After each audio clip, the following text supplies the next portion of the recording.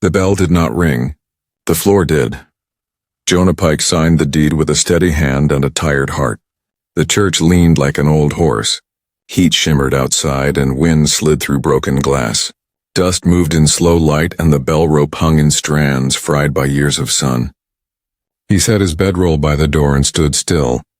He liked the quiet. Quiet meant he could think, and thinking meant he could sleep. A sound rose that did not belong to the wind. It was thin, like a breath pulled through cloth, a sob trying not to be heard. Jonah turned his head, the way a scout listens for the first mistake. He waited. The sound came again from the pulpit boards. He walked there without hurry because hurry makes noise. He knelt, pressed his ear to the wood, and felt the floor shiver against his cheek. "Hold on," he said, voice even. He slid his knife from his boot and worked the tip into a seam. The plank lifted a finger's width, then another. Rusty nails groaned. He pried it up and set it aside. Eyes looked back at him from a narrow dark. A veil lay across a face young and fierce, not broken. Rope burned her wrists. Her breath was fast. Jonah cut the gag first and then the bonds, clean and neat. His hands did not shake. He had cut men free from traps before. He had cut himself free from worse. "Name," he said. "Ruth," she whispered. Ruth called her. "How long?" "Since yesterday." She swallowed. "They said it was a rite. Said I would bless the town by staying under till sundown." She tried to sit up. Jonah took her weight and pulled her clear. Her dress was torn. Her eyes held fire. Bootsteps and voices sounded outside, cheerful and sure. A smile in the noise. Jonah knew the kind. He put a finger to his lips. Ruth nodded and pulled the veil close to hide her face. The door swung wide. Pastor Hale stepped in with townsfolk at his shoulder, all clean collars and dry throats. He spread his hands like a man offering water. "Mr. Pike," he said, soft and bright, "you bought more than beams today." Jonah stood between the hole and the door and said nothing at all. Outside, the sky waited, hard and empty as tin. Pastor Hale's smile did not touch his eyes. He looked past Jonah. He saw nothing because the lifted plank lay against the pew like an old board. Ruth crouched behind the pulpit, veil pulled low. Jonah kept his boots planted. "Welcome to our town," Hale said. "You bought a chapel and a place in our covenant. Tonight we mark the Rain Bride, a good show. Harmless. The bell tolls at sundown and the Lord listens." Jonah said, "I bought nails and walls. Nothing more." Laughter moved through the group. It sounded practiced. A man with a badge stood near the door. He watched the edges, not the center. Sheriff, Jonah thought. Iron first, mercy last. Hale drifted closer, palms open. "Put your mind at ease. The rite is symbolic. Our bride rests here under prayer, the bell rings and we feast. Then we help the lucky family. Gifts, grain, a fair start." Jonah let his eyes travel the beams. He saw dark stains on the joists, old and crusted. He smelled copper where there should be mold. He kept his face dull and quiet. "Symbolic," he said. "Of course." Hale spread brightness like a salesman spreads fabric. "You will see." Ruth's hand touched Jonah's boot heel, a feather of warning. Jonah stepped an inch to his right. He blocked the gap with his leg. The sheriff spoke at last. "Paper says the bell must ring with a bride beneath it. That is the order. Your deed does not change that." His voice was clean as a ledger. Jonah said, "Paper says a lot." Hale clucked his tongue. "Let us not quarrel. Return the bride before sundown tomorrow. We will do our little pageant. The town needs hope." "Hope?" Ruth's whisper reached only Jonah. "They call it hope." Jonah did not look down. "You have my water?" he asked Hale. "We share what we have," Hale said. His eyes slid toward the pulpit, away. "Do we have an understanding, Mr. Pike?" Jonah stood still as a fence post. "I understand," he said. The sheriff pinned a notice to the door with 2 neat tacks. "Return the bride by dusk," he read aloud. "Signed by the council." Hale tipped his hat and smiled the same dry smile. "Sundown," he said. They left. The church breathed again. Ruth rose. "You should have given me back," she said. "No," Jonah said. "We start with truth." Jonah slid the plank back over the hole and set a pew on top of it. He barred the door with a spare board. The church went quiet again, the kind of quiet that lets a man think. Ruth stood straight, testing her wrists, eyes clearing from shock to purpose. "You hurt bad?" he asked. "I'm sore," she said. "I can walk." "Good. We use the light while we have it." He took a small lantern from his pack and struck a match. The flame jumped steady. He kept the glass low so it could not be seen from the road. He moved to the altar and felt along the edge. The wood had a false lip. He pressed it and heard a click. A drawer slid an inch. Inside lay a thick book bound in rough leather and tied with wire. Ruth came near. "What is it?" "Ledger," Jonah said. "Hale's kind like to keep numbers holy." He opened it. Names filled the pages in neat handwriting. Beside each name sat a date, a sum, and a note. Calf herd doubled. Store expanded. Claim watered. Here and there a mark was darker, pressed hard as if the pen had been angry. Some lines had black smudges that looked like tears or rain. Jonah touched one and felt grit. Ruth pointed. "That's our name, Calder. After my mother died, Hale sent men to help my father. He said we owed for the church roof. My father refused the tax." Jonah turned more pages. At the back he found a sketch of the church floor with numbers near the pulpit. A circle marked a hatch he had not seen. Arrows showed a tunnel running under the nave toward the west hill. "Water," Jonah said. "Stored close, hidden." Ruth's jaw set. "He dries us out and sells the clouds." Jonah closed the book. "Truth sits still. Lies need work." He slid the ledger into his coat. He lifted the plank again and eased himself into the crawl space with the lantern.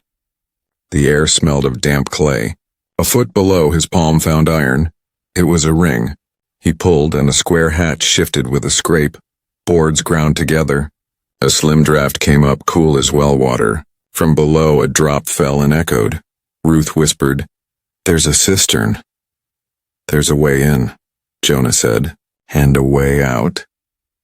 Jonah widened the hatch and lowered the lantern first. Cool air rose against his face. He eased down the ladder rungs cut into the dirt. Ruth crouched above, veil tied like a bandana now, watching the door and the window slits. The church seemed to hold its breath while he vanished below the floor. At the bottom he stood in a narrow tunnel braced with cedar. His light showed a path only 2 men wide, packed clay smoothed by boots. To his right the crawl space ran toward the west hill. To his left it bent under the street. He lifted the lantern and saw trickles of water gather and slide along a shallow groove cut in stone. "Ruth," he said softly, "I'm walking the west line." "I'll listen," she whispered. 2 knocks if you need me." He moved slowly, counting steps, brushing his fingers on the right wall to keep true. Every 30 paces, a notch cut in the wood held a simple iron bell. A cord ran from each bell up through little bored holes. The cords braided into one thicker line heading back toward the pulpit. Jonah felt it and frowned. He reached a gate of iron bars set across the tunnel. Beyond, black water lay still as oil. The gate had a latch and a wheel. He listened. Faint above, a loose rope tapped wood. Then far down the line, a low creak answered as if other wheels were waking. He tested the wheel. It would not move. A square pin held it shut. The pin was stamped with a cross and a number, 3. 3 pulls? He muttered. He pictured Hale's hand on the bell rope and Sheriff Morrow moving men when it rang. He felt the old chill that comes before a fight. Not fear, only the body taking stock. Jonah traced the return path until he found a second ladder. He climbed. The hatch above was sealed with fresh tar. He pressed an ear and heard the distant clink of bottles, easy laughter, and a pump handle working. The back of Hale's store, he guessed. Water and Money lived neighbors here. He climbed down and went back. When he rose through the church floor, Ruth let out the piece of air she had saved. "Well?" she asked. "We found the throat," he said. "Now we learn how to make it speak. Quiet for now." Jonah fetched a tin cup and poured the last inch from his canteen. He handed it to Ruth first. She drank slowly, as if manners could stretch water. He wet a rag and wrapped her wrists. The burns were raw, but she did not flinch. Thank you, she said. Save your thanks for sundown, he said. We have work. He spread nails, wire, and 2 small bottles of lamp oil on a pew. He checked his knife. He checked his old carbine and the 3 cartridges left. Ruth watched, calm but bright. She was the kind who learns as fast as the world demands. What is the plan? She asked. Truth first, he said. Then noise. Then proof no one can deny. They walked into the church together. He showed her the hidden drawer and the ledger in his coat. He showed her where the floor gave way by the pulpit and where the hatch mouth waited below. He had her test the bell rope. It crackled under her grip. Dust fell in a thin stream. 3 pulls open the gate, he said. At least that is my guess. And the town believes the bell calls rain, Ruth said. It calls water, Jonah said. From a hole Hale keeps for himself. Bootsteps passed outside. A boy's voice ran ahead of a man's. Notice says dusk tomorrow, the boy shouted. Bride must be under the bell. The voices moved on. Ruth's eyes flashed, then cooled. I will not go back, she said. You will not, Jonah said. But we make them choose to stop it. How? At dusk we ring the bell before Hale can start his show. We open the gate. We flood this room.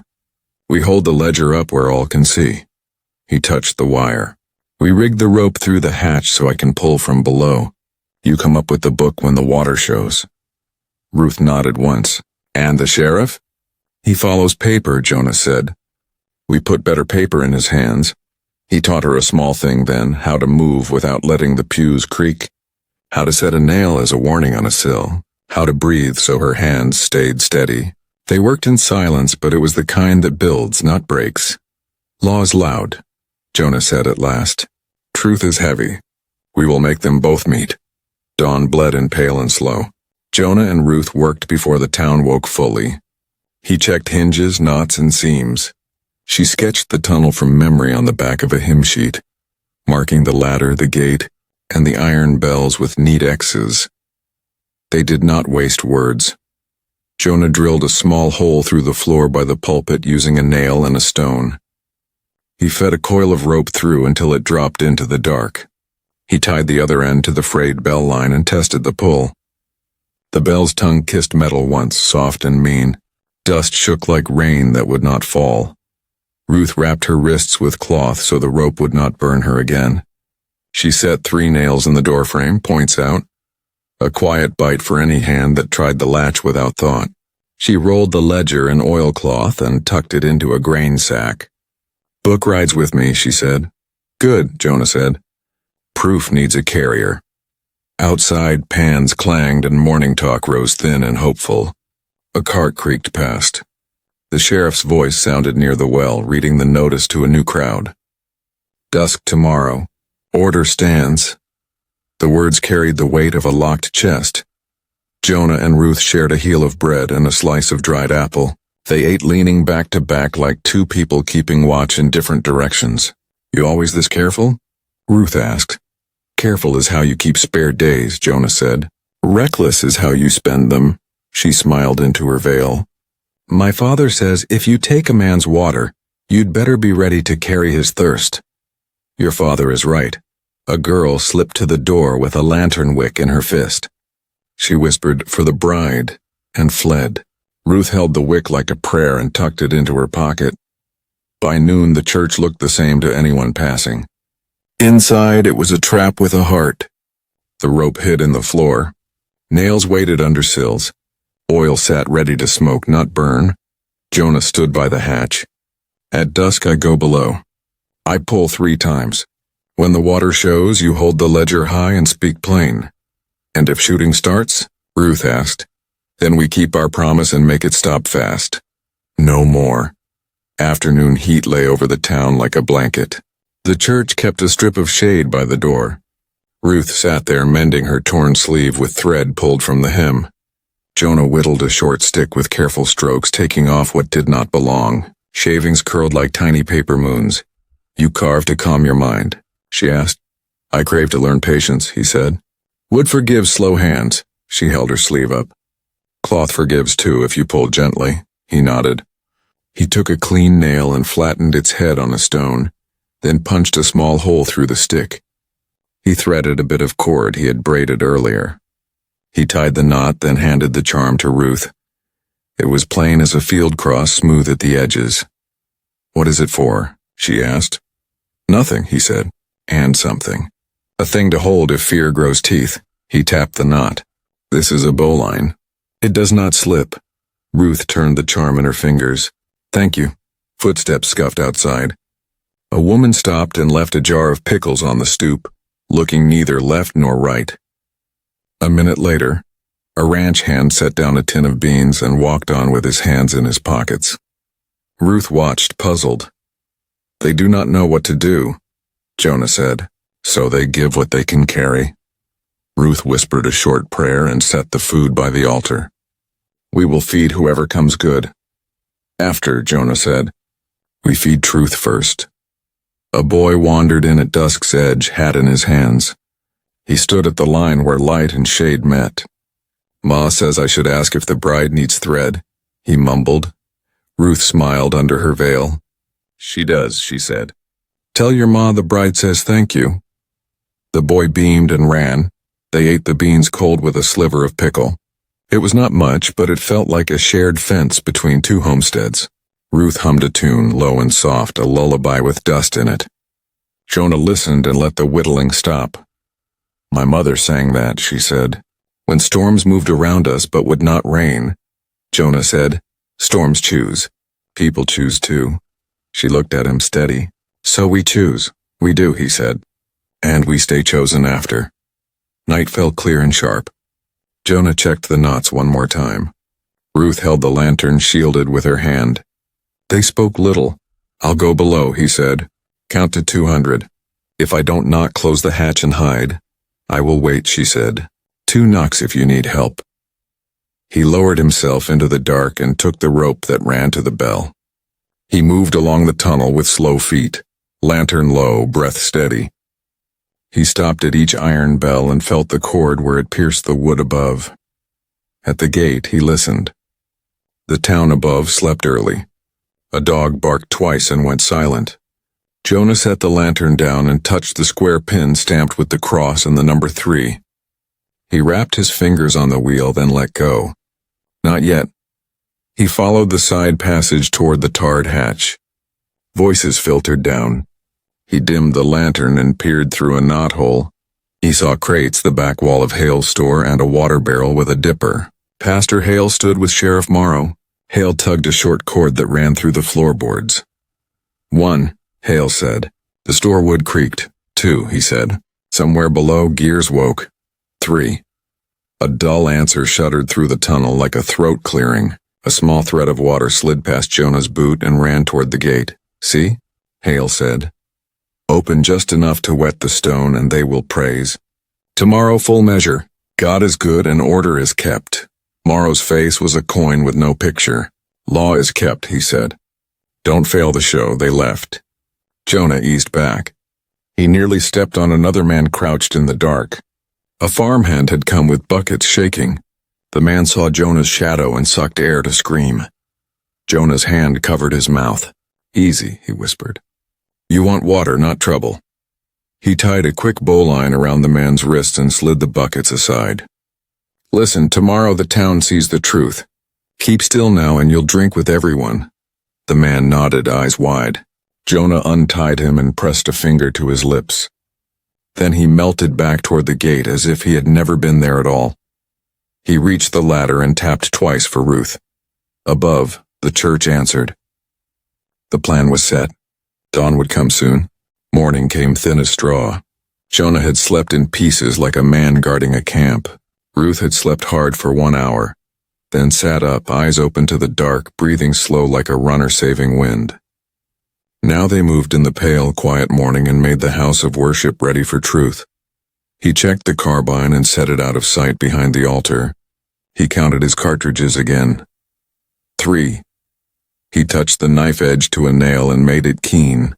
Ruth laid the oilcloth bundle near the pulpit and patted it once. "Ledger rides where hands can find it," she said. "Good," Jonah answered. "Words have weight when they are wet." Ruth tied her veil back like a kerchief. When I was small, she said, my mother told me stories about rain. She said it comes when a town learns to share.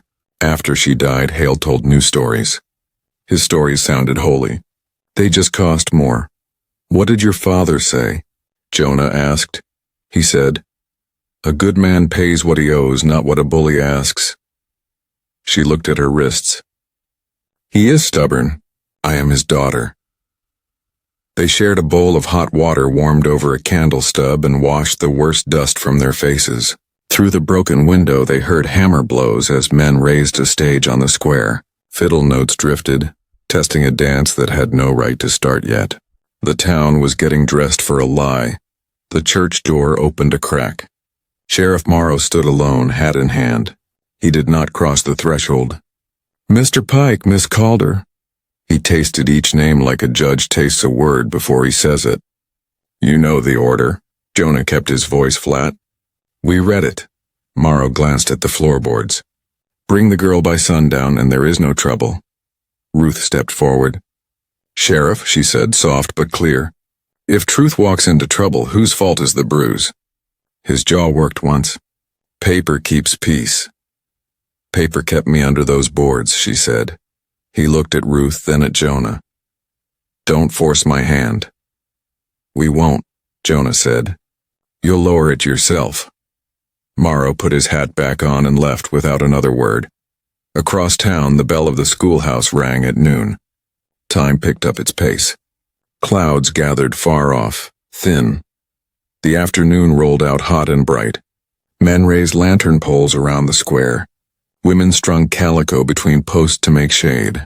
A table went up for pies that were mostly dust and hope. Fiddles tuned in short, shy bursts. Pastor Hale stood on a crate and warmed his voice like a singer testing a hall. Jonah and Ruth walked the edge of it, plain as two travelers. Ruth kept her veil low, but her back was straight. Jonah carried a folded paper and a hammer. Sheriff Morrow watched from the courthouse steps, arms crossed, eyes steady. Hale lifted his hands. Friends, he called. Before sundown we will honor our rain bride. The bell will speak and the Lord will remember. The crowd murmured yes like a single thirsty word. Jonah stepped onto the church stoop. He set the paper on the door and drove in a nail. The hammer's crack cut across the square. Heads turned.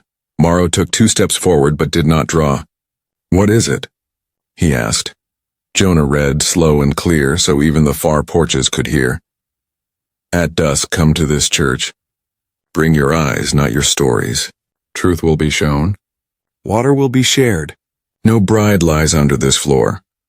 A ripple went through the crowd. Some faces closed like fists. Others opened like empty cups. Hale's smile thinned. Mr. Pike, he said, grand words make poor supper.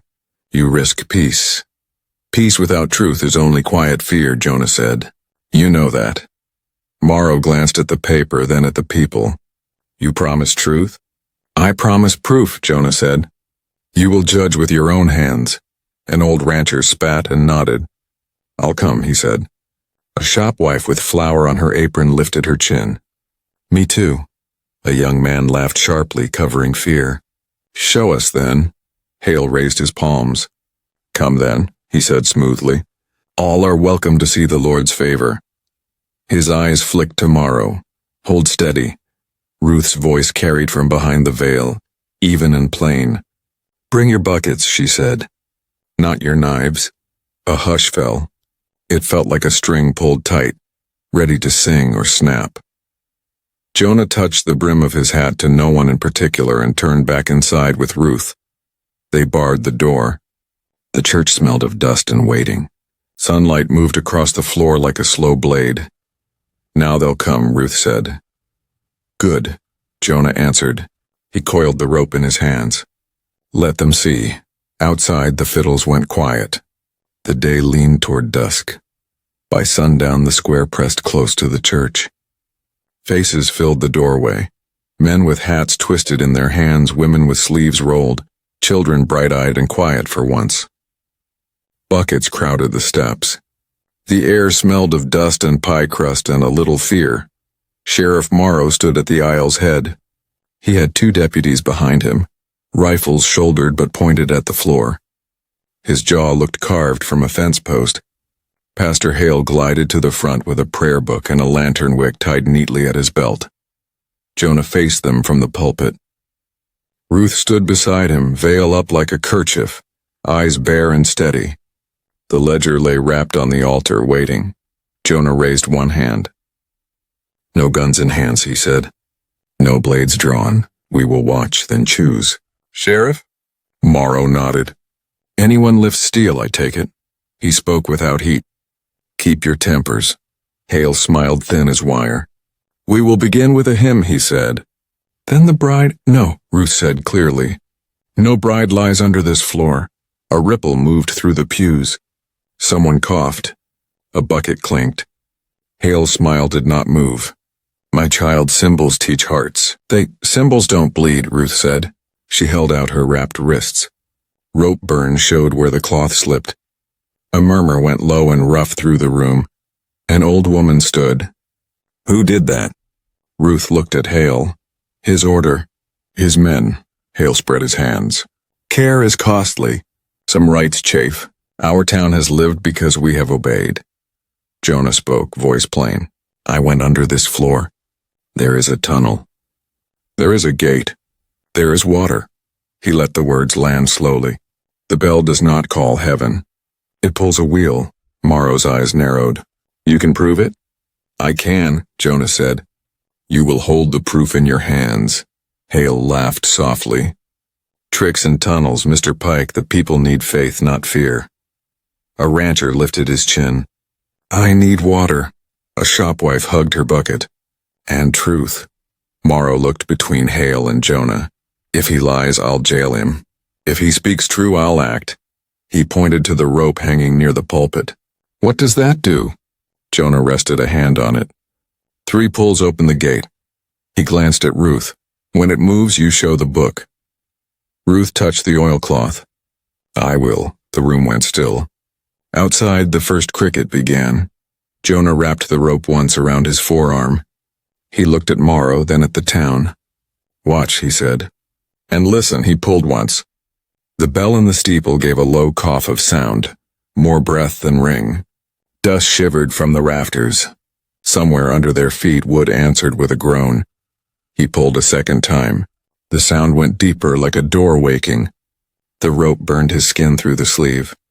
Ruth stood ready with the oilcloth bundle, chin high. He pulled a third time and held it. A slow rumble moved up from the earth, not thunder, but the turn of a heavy wheel. Then came a hush so sharp it hurt. Everyone leaned in. A thin line of water slid between the floorboards by the pulpit. It found the crack and brightened it. The line thickened to a bead. The bead became a spill. Gasps broke like glass through the room. Children craned on tiptoe. Buckets lifted without orders. Jonah stepped back as the hatch under the pulpit shifted. Cold air breathed out. Water rose and lapped at the carved wood like a thirsty dog. It climbed another inch, then another, spreading across the nave. Shoes darkened. A woman laughed once and covered her mouth with both hands as if joy were a sin. "Proof," Jonah said. Ruth tore the oilcloth free. She raised the ledger above her head. Pages fanned like wings. She stepped onto a pew and spoke plainly. "This is Pastor Hale's book. Names, dates, payments. Families who prospered after they donated. Town money for private water." Morrow moved closer. "Let me see." Ruth stepped to him, steady despite the rising wet. She opened to a page marked Calder. The ink was neat.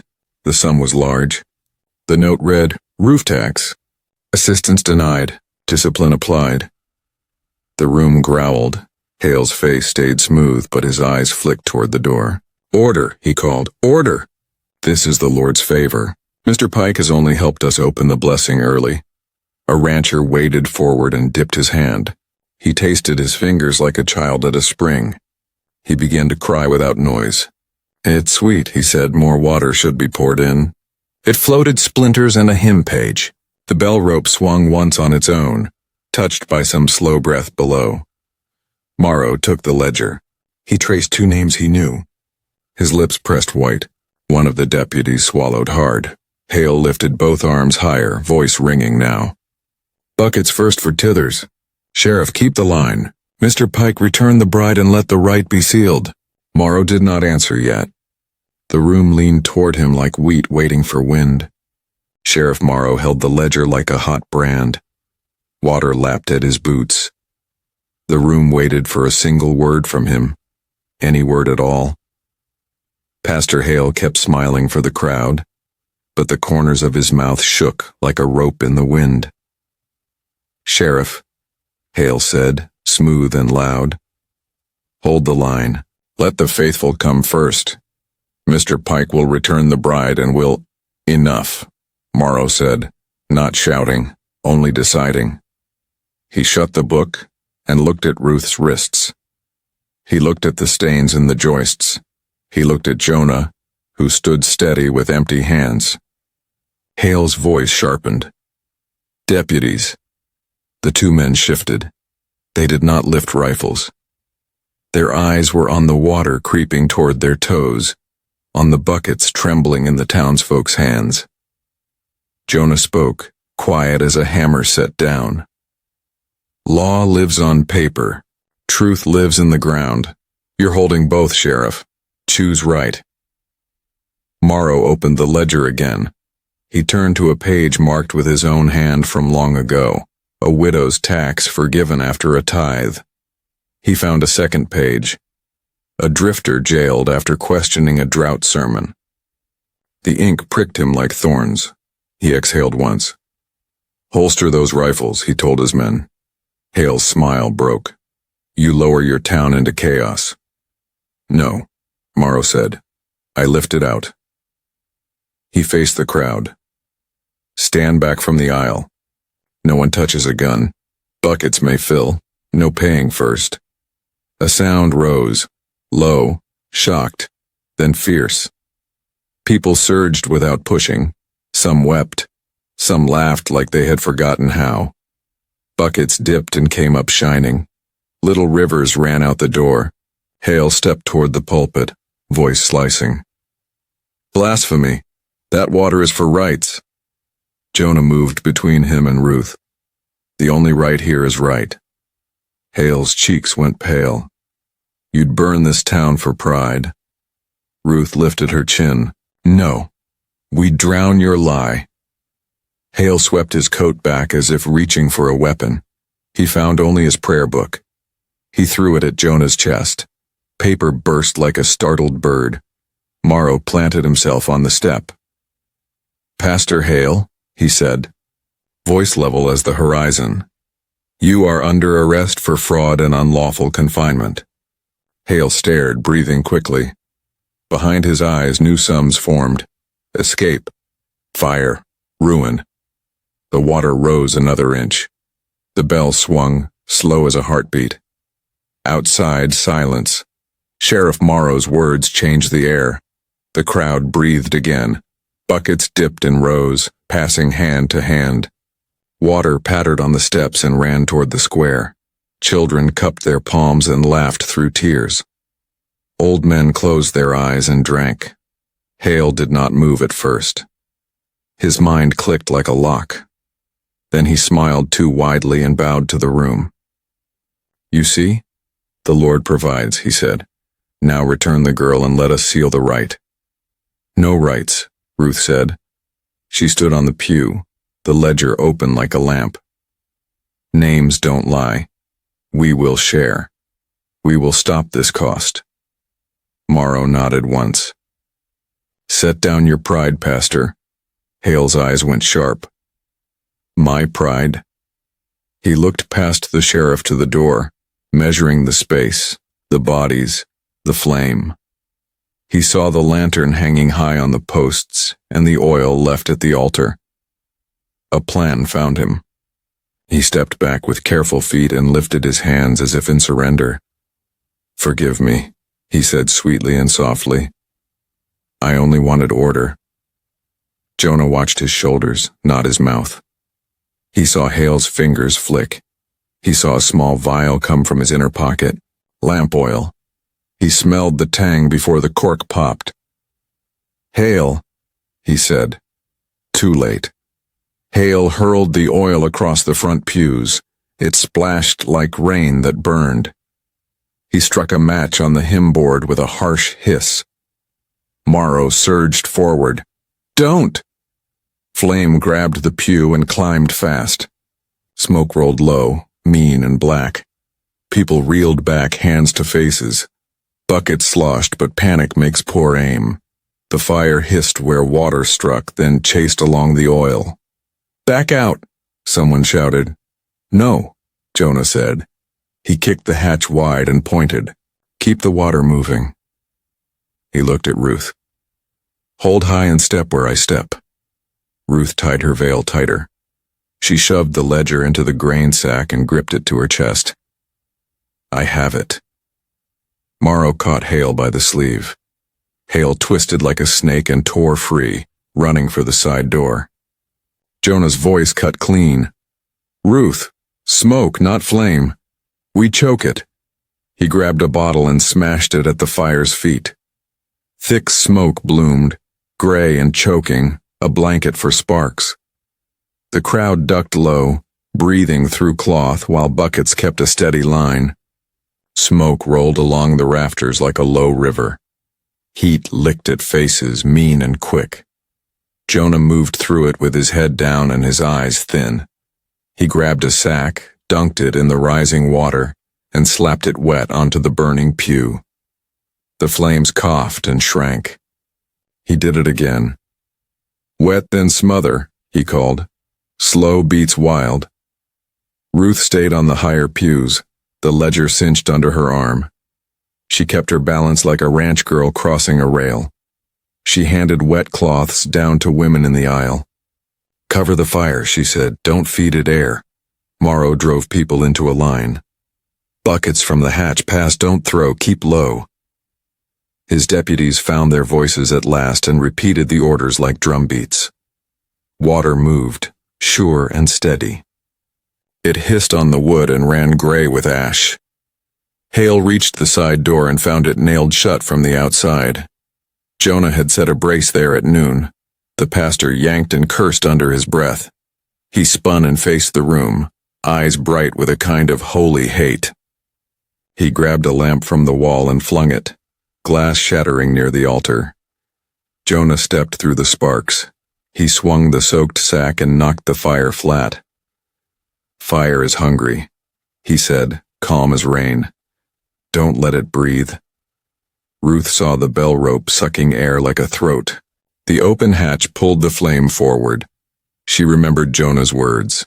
Smoke, not flame. She leaped to the pulpit, kicked the pew aside, and dropped to the hatch rim. "Now," she called. "Now," Jonah answered. She slammed the hatch door down part way and wedged it with the spare board. The draft died to a whisper. The flames drooped, starved. Smoke thickened, heavy as wet wool. People coughed, but the heat eased. Water kept coming, bucket to bucket, a human river. Hale charged the aisle, teeth bared, reaching for Ruth with clawed hands. Morrow stepped in, but the floor was slick. He slid and caught a column. Hale lunged past him. Jonah did not run. He lowered his shoulder like a man meeting a bull and drove forward once, clean and hard. Hale crashed backward into the baptismal trough. Water flew up in a small bright arc and slapped the smoke flat. "Stay down," Jonah said. Hale came up sputtering, eyes wild, hands scraping for anything that could cut. Hale thrashed in the trough, coughing and spitting like a cat tossed in a barrel. He clawed for Jonah's face. Jonah caught his wrist and turned it down, slow and certain, the way you quiet a spooked horse. "Easy," Jonah said, though nothing about the moment was easy. Morrow waded in and snapped iron on Hale's wrists. The click of the cuff sounded clean as a bell that told the truth. "Pastor Hale," he said, breath rough from smoke, "you're under arrest for fraud, arson, and unlawful confinement." He pushed Hale back into the trough when the man tried to rise again. "Stay." Hale stared up, hair slicked to his head, eyes shocked wide. "You'll regret this," he hissed. "They need a shepherd. They need water." Ruth said. She stepped down from the pulpit, ledger tight to her chest, veil damp at her throat. They need fairness. The fire sank to a smolder. Wet sacks steamed. Buckets kept moving, but slower now, sure, instead of wild. Smoke thinned. People began to breathe without lifting cloth to their mouths. The water on the floor reached the pew seats and then began to fall back as it drained through the cracks in the trench cut long ago. Morrow handed the ledger up to his nearest deputy. "Read the page with your own name," he told the crowd, "and remember who paid and who suffered." His voice did not shake. He looked at Jonah. "You kept it from burning. You kept it from hiding," Jonah said. An old rancher came forward with a rope. He looked at Morrow, got a nod, and tied Hale's ankles neatly. No cruelty, only sense. "You ran too much in folks' heads," the rancher said. "Time you sat still." Hale strained against the cords. "Fools. Without me, you are dust again." Ruth lifted her chin. "We were always more than dust." She turned to the people. "This ledger shows who gave and why. You will see patterns. You will see punishments called blessings. Read, then decide together." A murmur, low and strong, rolled the length of the nave. Men and women stood shoulder to shoulder, wet to the knees, eyes fierce. A shopwife lifted the ledger high and read a name. The man next to her set his hand on her shoulder like a promise. Morrow faced his deputies. "Take him to the cell," he said, jerking his head at Hale. "No visitors, no speeches." Hale tried to twist free. Jonah put one palm on his chest and held him like a gate.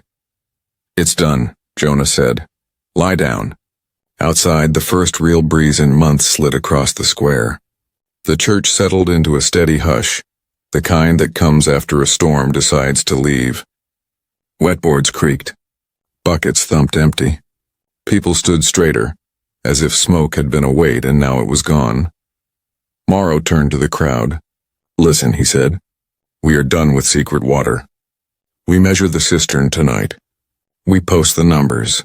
We pump on schedule, no tithes, no favors." A rancher lifted his hat. "Who keeps watch?" "We all do," Ruth said. She set the grain sack on the altar and faced the town, damp hair at her temples. "Choose 5 to mind the gate. Rotate every week. Post the polls on the schoolhouse door. Any man or woman can read them." A shopkeeper raised her hand. "What about Hale's stores?" "Count them," Morrow said. "Seal what he stole. Return what was paid in lies." Jonah stepped to the hatch and knelt. He set his palm on the wet rim the way a farmer tests a plow. "Water is a neighbor," he said. "If you treat it like a master, it owns you. If you treat it like a thief, you spend your days chasing it. Treat it like kin." Faces softened. Shoulders eased. The old woman who had spoken before came forward with a nail and a square of cloth torn from her apron. She tied the cloth to the bell rope and nodded at Ruth. "We stand with you," she said. "No more brides under boards." Ruth's eyes shone. "No more," she answered. Morrow looked at Jonah. "We could use a man who sees before trouble stands tall. Stay and help us set rules." "I am better with fences than councils," Jonah said, almost smiling. "But a town is a fence if you build it right." "I'll stay a while." Ruth studied him, sure. "Then we start a home, not a hunt." "Home is made of us," Jonah said. "Say it now so it sticks." The sheriff raised his voice. "All in favor of sharing the cistern and ending the right, speak." "Yes," rolled through the room, low and strong. Hands went up together. Boots stamped. Someone began a hymn that was more promise than song. Morrow nodded. So ordered. Outside, stars pricked the clean sky. Wind moved the calico over the square like slow river water. In the doorway, strangers met each other's eyes and did not look away. By morning, the square looked different. Mud traced new lines across the dust and the smell of wet wood hung like a blessing. People came with shovels and ropes. No one waited for orders. They simply worked together. Morrow posted a board by the well. He wrote with thick chalk, "Pulls at dawn and dusk, 5 keepers, All may watch. He added 5 names and stepped back. A boy copied the rules on a scrap to take home. An old miner checked the board like a map and nodded, satisfied. Jonah and Ruth pried up pews warped by the flood and stacked them to dry in the sun. He reset the hinges on the door. She swept soot from the aisle until the board showed their old lines. When she coughed, he handed her water and waited while she drank. When his hand cramped, she took the hammer and drove 3 nails clean. The townsfolk lined buckets at the hatch and filled barrels without pushing. A shopwife barked numbers and kept the balance. 1 for home, 1 for the sick, 1 for stock. A schoolboy stood on a crate and called the count. Laughter came easy now, quick as if the town had remembered its own voice. Ruth climbed the doorway sill with a square of wood and the torn veil folded neatly. She set 2 nails and hung the veil above the threshold. White cloth stirred in the breeze. Not a welcome, she said. A warning. Heads bowed without anyone saying to. Hale's store stood open under guard. Morrow let each neighbor enter with a simple rule. List what you paid, take the worth back in flour, beans, or tools, then sign. A chalk line on the floor kept it fair. The line did not need guns. It needed eyes and nods. Jonah found a cracked hymnal under a bench and set it on the altar. He turned the pages until he reached a song about rivers finding the sea. He did not sing. He only touched the staff notes with 1 finger as if they were fence staples driven by someone long dead and honest. Ruth came to his side. You keeping the church? She asked. I'll keep the roof up and the door open, he said. Not for tithes. For people. Then we start with a table, she said. A place to rest and be counted worth keeping. By the second evening, the town looked different. Men tipped their hats to strangers like kin. Women waved from porches with damp sleeves and easy smiles. The calico over the square fluttered light and clean. Buckets sat empty on steps, open mouths that would be fed with no fear. You could hear a hammer now and then, and laughter between the blows. Inside the church, Ruth set a plain plank across 2 barrels and called it a table. She scrubbed it smooth with sand and water until the grain shone. Jonah planned a crooked pew into a bench and tested it with his full weight. It held. He nodded once, the kind of yes that lives in the hands. The bell rope hung fresh and whole. A new splice showed where the frayed part had been cut away. Ruth tied a small strip of white to it. Not a bride's lace, only cloth so anyone could see the change. Above the door, the nailed veil moved like a quiet flag that said, Here we remember. Morrow stepped in with a paper for Jonah to read. Circuit judge rides through in a week, he said. Hale will stand in daylight. We'll bring witnesses and the ledger. No speech-making. Just truth. Truth will do, Jonah said. A little girl came to the table with a chipped cup and set wildflowers in it. Yellow, purple, stubborn. For the new place, she said, and ran. Ruth smiled and did not chase the tears that tried to start. Near sundown, the town brought dishes and set them on the plank. Beans, salt pork, hard biscuits soaked in gravy, 1 apple pie that tasted of hope more than fruit. No one asked a price. People simply found seats and made room. A hymn rose low and steady, not for rain this time, but for thanks. Jonah ate slowly and watched the room. He saw the widow whose tax had been forgiven pass a slice of pie to a quiet boy. He saw the rancher pour water for the shopwife without being asked. He saw hands that had held suspicion now hold spoons and pass them. Ruth leaned close. Looks like a home starting, she said. Home is a habit, he answered. We keep it every day. She touched the bench between them. Then let's keep it. Outside, stars came one by one, easy as breathing after a storm. On the 3rd morning, the bell did not call for fear. It called for work. Jonah swept ash from the aisle and opened the door. Cool air flowed in. Ruth carried in 2 chairs and set them by the new table. She laid a pencil and a page between them. At the top she printed, names to help. Names in need. Sheriff Morrow stopped at the threshold and tipped his hat. Gate is measured, he said. Cistern holds better than we hoped. Dawn and dusk pull stand. Folks are taking turns without fuss. Good, Jonah said. Morrow looked at the veil above the door, and then at Jonah. The judge comes on Sunday. We will speak straight. You'll have the ledger, Ruth said, and a town ready to look each other in the eye. Morrow nodded once and left to walk his rounds. The square woke like a farm at planting time. Tools clicked. The worry on every porch rode off with the night. Jonah leaned his hands on the table. I spent years riding fence for other men, he said. I thought a quiet roof would be enough. I was wrong. A roof needs people under it. Ruth met his eyes. Then say it out loud so it sticks. He spoke in the same voice he used for promises that matter. I'm staying. I will keep this place honest. No tithes, no lies. If a stranger knocks, we open the door. Ruth set her palm over his. And I will help you keep it, she said. We'll count what comes in and what goes out. We'll mind the rope, but never the old right. We'll serve water and truth. They signed their 2 names on the page. The pencil line looked small, but it felt heavy. People began to arrive as the sun climbed. A man who had once looked at Ruth with hard eyes brought a sack of nails. A girl came with books for a shelf. The widow set a pie and a hammer together and smiled. No one asked what to do. They had learned. That night after the second pull, the town sat quiet and full. The bell rope hung still. The veil moved like a white hand saying stop. Years later, folks would point at the old floor and tell new children, here is where the boards learned to speak, and where we learned to listen. If you stood on those boards and heard the crying, would you cut the rope and face the town or walk away? Tell me below. If this tale kept you listening, tap like, hit subscribe, and ring the bell so you don't miss the next ride.